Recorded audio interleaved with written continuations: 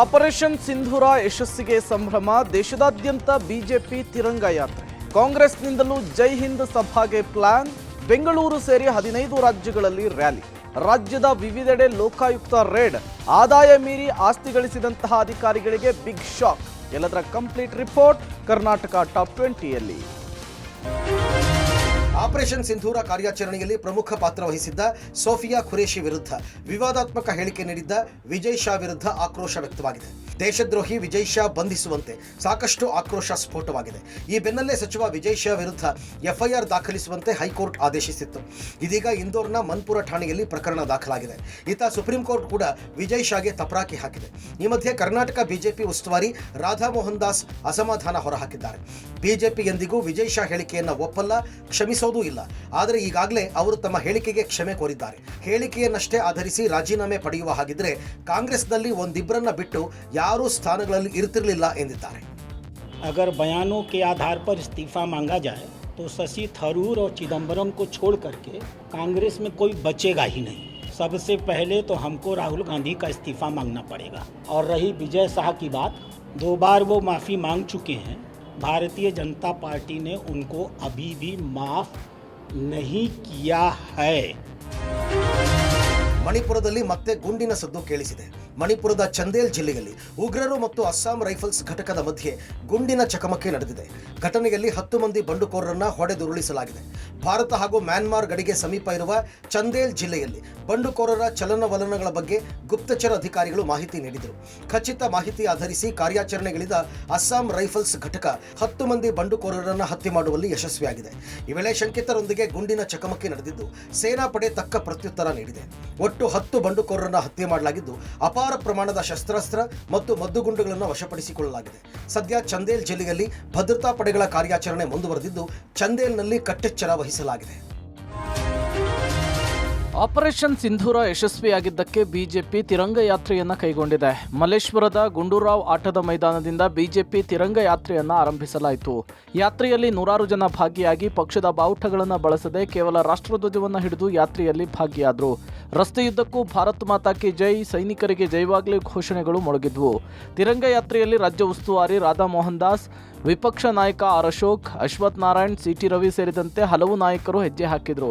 ಇನ್ನು ಗುಂಡೂರಾವ್ ಕ್ರೀಡಾ ಸಂಕೀರ್ಣದಲ್ಲಿ 500ಕ್ಕೂ ಹೆಚ್ಚು ವಿದ್ಯಾರ್ಥಿಗಳು, ಮಾಜಿ ಸೈನಿಕರು ಹಾಗೂ ನಾಗರಿಕರು ತಿರಂಗ ಯಾತ್ರೆಯಲ್ಲಿ ಭಾಗಿಯಾಗಿದ್ದರು. ಈ ವೇಳೆ ಆರ್ ಅಶೋಕ್, ಇದು ರಾಜಕೀಯ ಕಾರ್ಯಕ್ರಮ ಅಲ್ಲ, ಸೈನಿಕರಿಗೆ ಗೌರವ ಸಲ್ಲಿಸಲು ನಾವು ಬಂದಿದ್ದೇವೆ. ಶಾಂತಿ ಶಾಂತಿ ಅಂತಾರೆ, ಇನ್ನು ಕೆಲವರು ಯುದ್ಧ ಬೇಡ ಅಂತಾರೆ. ಇದೆಲ್ಲ ಸೈನಿಕರು ನಿರ್ಧರಿಸಬೇಕು ಅಂತ ಹೇಳಿದ್ರು. ಈ ಸಂದರ್ಭದಲ್ಲಿ ನಾವು ಒಟ್ಟಾಗಿರ್ಬೇಕು. ಕೆಲವರು ಹೇಳ್ತಾರೆ ಶಾಂತಿ ಶಾಂತಿ ಅಂತ, ಮತ್ತೆ ಕೆಲವರು ಅವ್ರ ಜೊತೆಲ್ಲೇ ಹೇಳ್ತಾರೆ ಯುದ್ಧ ಮಾಡಬೇಕು ಅಂತ. ಯುದ್ಧ ಮಾಡಬೇಕು, ಶಾಂತಿ ಮಾಡಬೇಕು ಅಂತ ತೀರ್ಮಾನವನ್ನ ನಮ್ಮ ಸೈನಿಕರು ತೆಗೆದುಕೊಳ್ಬೇಕು. ಆಪರೇಷನ್ ಸಿಂಧೂರ ಯಶಸ್ವಿಯಾದ ಹಿನ್ನೆಲೆಯಲ್ಲಿ ಬಿಜೆಪಿ ತಿರಂಗ ಯಾತ್ರೆಯನ್ನು ಕೈಗೊಂಡಿದೆ. ಇದಕ್ಕೆ ಪ್ರತಿಯಾಗಿ ಕಾಂಗ್ರೆಸ್ ಕೂಡ ದೇಶದಾದ್ಯಂತ 15 ರಾಜ್ಯಗಳಲ್ಲಿ ಮೇ 20ರಿಂದ 30ರವರೆಗೂ ಜೈ ಹಿಂದ್ ಸಭೆಯನ್ನು ನಡೆಸುವುದಾಗಿ ಘೋಷಿಸಿದೆ. ನಮ್ಮ ಸಶಸ್ತ್ರ ಪಡೆಗಳ ಧೈರ್ಯವನ್ನು ಶ್ಲಾಘಿಸುವ, ಯಶಸ್ಸಿಗೆ ನಮನ ಸಲ್ಲಿಸುವ ಮತ್ತು ರಾಷ್ಟ್ರೀಯ ಭದ್ರತೆಯನ್ನು ಸರ್ಕಾರ ನಿರ್ವಹಿಸುವ ರೀತಿ, ಭಾರತ ಮತ್ತು ಪಾಕಿಸ್ತಾನದ ನಡುವಿನ ಸಂಘರ್ಷವನ್ನು ನಿರ್ವಹಿಸುವಲ್ಲಿ ಅಮೆರಿಕದ ಪಾಲು ಸೇರಿದಂತೆ ಕೇಂದ್ರ ಸರ್ಕಾರವನ್ನು ಪ್ರಶ್ನಿಸುವ ಉದ್ದೇಶದಿಂದ ಸಭೆ ಸೇರಿದ್ದೇವೆ ಅಂತ ಹೇಳಲಾಗಿದೆ. ಈ ಬಗ್ಗೆ ಮಾಹಿತಿ ಹಂಚಿಕೊಂಡಿರುವ ಕಾಂಗ್ರೆಸ್ ಉಸ್ತುವಾರಿ ಕೆಸಿ ವೇಣುಗೋಪಾಲ್, ಸಭೆಯಲ್ಲಿ ನಿವೃತ್ತ ಸೈನಿಕರು, ಪಕ್ಷದ ನಾಯಕರು ಹಾಗೂ ಸಾರ್ವಜನಿಕರು ಭಾಗಿಯಾಗಲಿದ್ದಾರೆ ಅಂತ ಹೇಳಿದರು. ಇನ್ನು ದೆಹಲಿ, ಬಾರ್ಮರ್, ಶಿಮ್ಲಾ, ಪಟ್ನಾ, ಜಬಲ್ಪುರ್, ಪುಣೆ, ಬೆಂಗಳೂರು ಸೇರಿ ಹಲವೆಡೆ ಜೈ ಹಿಂದ್ ಸಭೆ ನಡೆಯಲಿದೆ. ಆಪರೇಷನ್ ಸಿಂಧೂರ ಕಾರ್ಯಾಚರಣೆಯನ್ನ ಬಿಜೆಪಿ ರಾಜಕೀಯಗೊಳಿಸ್ತಾ ಇದೆ ಅಂತೇಳಿ ಕಾಂಗ್ರೆಸ್ ಆರೋಪಿಸಿದೆ. ಅಲ್ಲದೆ ಕದನ ವಿರಾಮಕ್ಕೆ ಮಧ್ಯಸ್ಥಿಕೆ ವಹಿಸಿದ ಟ್ರಂಪ್ ಬಗ್ಗೆ ಮೋದಿ ಮೌನವನ್ನು ಪ್ರಶ್ನಿಸಲು ದೇಶದಾದ್ಯಂತ ರ್ಯಾಲಿಗಳನ್ನು ನಡೆಸುವುದಾಗಿಯೂ ಕೂಡ ಹೇಳಿದೆ. ಬೆಳ್ಳಂಬೆಳಗ್ಗೆ ಭ್ರಷ್ಟ ಅಧಿಕಾರಿಗಳಿಗೆ ಲೋಕಾಯುಕ್ತ ಶಾಕ್ ಕೊಟ್ಟಿದೆ. ಬೆಂಗಳೂರು ಸೇರಿದಂತೆ ರಾಜ್ಯದ ಹಲವೆಡೆ ಗುರುವಾರ ದಾಳಿ ನಡೆಸಿದೆ. ಆದಾಯಕ್ಕೂ ಹೆಚ್ಚು ಆಸ್ತಿ ಗಳಿಕೆ ಮಾಡಿರುವ ಆರೋಪದ ಹಿನ್ನೆಲೆಯಲ್ಲಿ ಭ್ರಷ್ಟ 7 ಅಧಿಕಾರಿಗಳ ಮನೆ ಹಾಗೂ ಕಚೇರಿಗಳ ಮೇಲೆ ಲೋಕಾಯುಕ್ತ ಅಧಿಕಾರಿಗಳು ದಾಳಿ ಮಾಡಿದ್ದಾರೆ. ಬೆಂಗಳೂರಿನಲ್ಲಿ ಅಧಿಕಾರಿಗಳಿಗೆ ಸೇರಿದ 14 ಕಡೆಗಳಲ್ಲಿ ದಾಳಿ ಮಾಡಿದ್ದು ದಾಖಲೆಗಳನ್ನು ಪರಿಶೀಲನೆ ಮಾಡಿದೆ.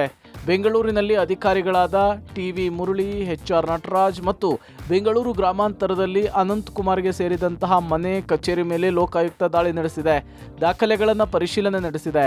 ಇನ್ನು ಹೊಸಕೋಟೆಯ SDA ಸಿಬ್ಬಂದಿ ಅನಂತ್ ಮನೆ ಮೇಲೂ ಕೂಡ ದಾಳಿಯಾಗಿದ್ದು, ಹೊಸಕೋಟೆ ತಾಲೂಕು ಕಚೇರಿಯಲ್ಲಿ ಭೂ ಮಂಜೂರಾತಿ ಸೆಕ್ಷನ್ನಲ್ಲಿ ಕರ್ತವ್ಯ ನಿರ್ವಹಿಸುತ್ತಿದ್ದ ಅನಂತ್ ಮನೆಯಲ್ಲಿ ದಾಖಲೆಗಳು ಹಾಗೂ ಚಿನ್ನ, ಬೆಳ್ಳಿಯನ್ನು ಪರಿಶೀಲನೆ ನಡೆಸಿದ್ದಾರೆ.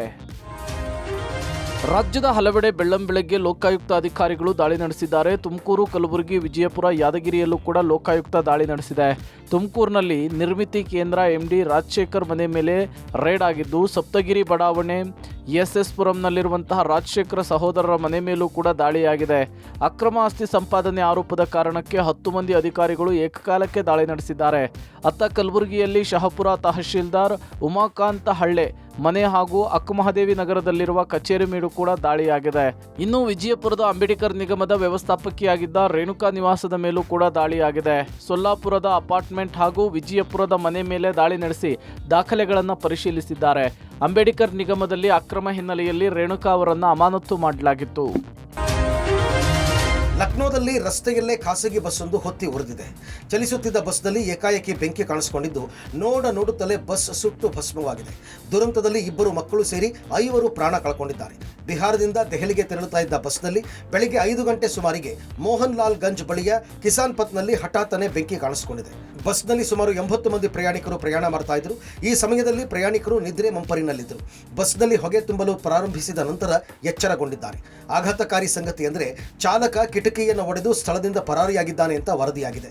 ಅಗ್ನಿಶಾಮಕ ದಳದ ಸಿಬ್ಬಂದಿ ಬೆಂಕಿಯನ್ನು ನಿಯಂತ್ರಿಸುವಲ್ಲಿ ಯಶಸ್ವಿಯಾದರು. ಆದರೆ ಆ ಹೊತ್ತಿಗೆ ಇಡೀ ಬಸ್ ಸುಟ್ಟು ಭಸ್ಮವಾಗಿದೆ. ಮಂಡ್ಯದಲ್ಲಿ ಮಗಳ ಸಾವಿಗೆ ಪ್ರತೀಕಾರವಾಗಿ ಹತ್ಯೆ ಮಾಡಿದ್ದ ಆರೋಪಿಯ ತಂದೆಯನ್ನ ಶಿಕ್ಷಕಿಯ ತಂದೆ ಹತ್ಯೆ ಮಾಡಿದ್ರು.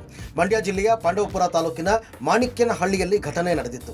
ಇದೀಗ ಶಿಕ್ಷಕಿ ಹತ್ಯೆ ಆರೋಪಿ ನಿತೀಶ್ ತಂದೆ ನರಸಿಂಹೇಗೌಡರ ಮರ್ಡರ್ನ ಭಯಾನಕ ದೃಶ್ಯ ಲಭ್ಯವಾಗಿದೆ.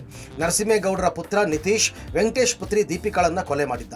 16 ತಿಂಗಳು ಕಾದು ಮಗಳ ಸಾವಿಗೆ ಪ್ರತೀಕಾರವಾಗಿ ಆಕೆಯ ತಂದೆ ವೆಂಕಟೇಶ್ ಆರೋಪಿ ನಿತೀಶ್ನ ತಂದೆಯನ್ನ ಹತ್ಯೆ ಮಾಡಿದ್ದ. ಇದೇ ತಿಂಗಳ ಮೇ 6ರಂದು ಮಾಣಿಕ್ಯನಹಳ್ಳಿ ಗೇಟ್ ಬಳಿ ನರಸಿಂಹೇಗೌಡ ಟೀ ಕುಡಿಯಲು ಹೋಗಿದ್ದ ವೇಳೆ ಸಹಜವಾಗಿಯೇ ಬಂದ ದೀಪಾಳ ತಂದೆ ನರಸಿಂಹನಿಗೆ ಚಾಕುವಿನಿಂದ ಚುಚ್ಚಿ ಬರ್ಬರವಾಗಿ ಹತ್ಯೆ ಮಾಡಿದ್ದ.